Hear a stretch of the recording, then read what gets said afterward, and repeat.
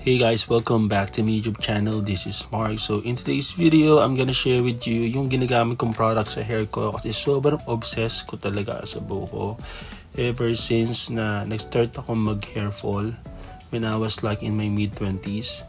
Hindi na ako tumigil para talaga ma-maintain ko siya. So ito yung ginagamit ko ngayong shampoo, yung Soco Premium Hair Growth Shampoo. Lagi itong lumalabas sa FYP ko. So I got curious, and since like I mentioned, I'm really obsessed with maintaining my hair. So napabili ako. As you can see guys, mahaba yung buhok ko before kasi nagpahaba talaga ako. Ganyan ako ka-obsessed sa buhok ko. Right now, short hair na ako ngayon, and I don't think na ma-achieve ko pa yung ganung kahabang buhok, but I'd like to maintain it. So let's go back dun sa product review. This shampoo has 450 ml and sobrang laki niya kasi laki niya yung tube ng Colgate, and hindi ko na siya i-describe pa sa inyo kasi nandiyan naman na may video na ako. So, ayan yung packaging niya. Ginger or luya yung main component ng shampoo na to. Based kay Soco, it gives or it helps rejuvenate the hair and stimulate its natural growth. So potent din yung ingredient na ginger, which stimulate hair follicles, increases scalp circulation, and encourages healthy hair growth. And nakaka-help din siya to strengthen yung kapit ng hair natin sa scalp, which is of course will lessen the hair fall. Almost 3 weeks ko na rin siyang ginagamit kasi ako lang naman yung mismong gumagamit talaga ng shampoo na to. So, one pump goes a long way na. And basic experience ko, na lessen yung hair fall ko. Kasi before, nag-stop din akong gumamit ng mga products for hair growth and bumalik yung pagkakaroon ka ng hair fall. Based on my observation, makikita mo yung result niya within a week, maliles yung hair fall.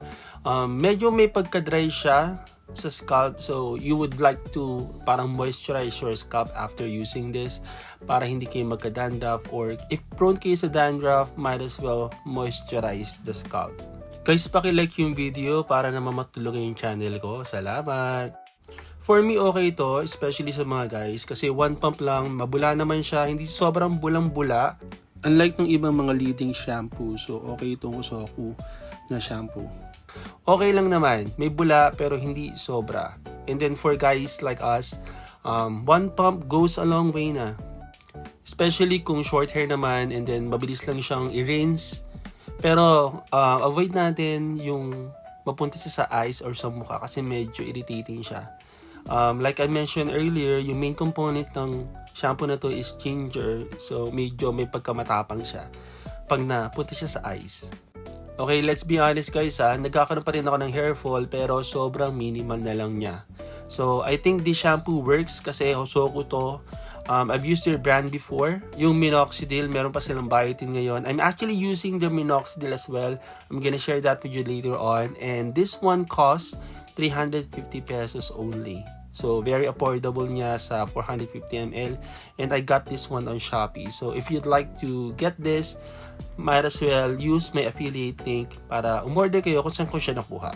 So far, sa lahat naman na ginagamit ko sa hair ko, medyo okay naman siya. Hindi naman sobrang evident na sobrang nipis na ng hair ko. Mind nyo guys I'm in my mid-30s. Medyo promising pa yung hair ko. Nakakabata talaga guys pag medyo makapal yung buhok natin. So try nyo rin to. That's all for today. Bye!